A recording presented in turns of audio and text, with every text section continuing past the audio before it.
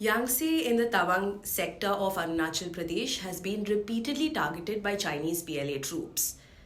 The aim of these attacks has been to dislodge Indian troops from vantage points. And this is not the first time that it has happened.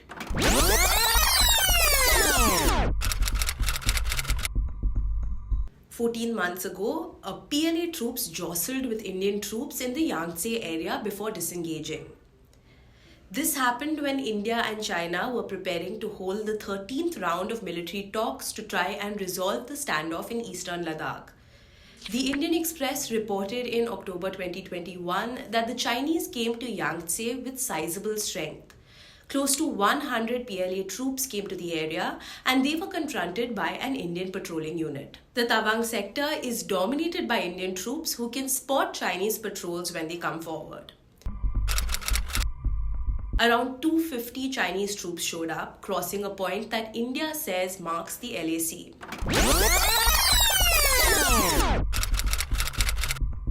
Troops of India and China clashed in Arunachal Pradesh's Tawang sector in the early hours of December 9th, beating each other up with sticks and canes.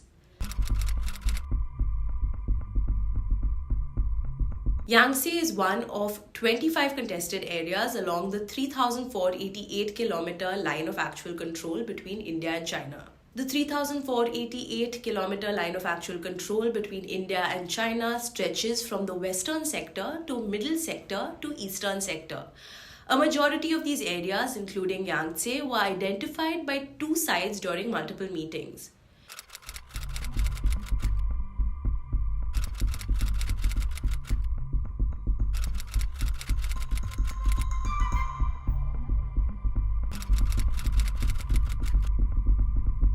The remaining contested areas were identified over a period of time due to PLA actions.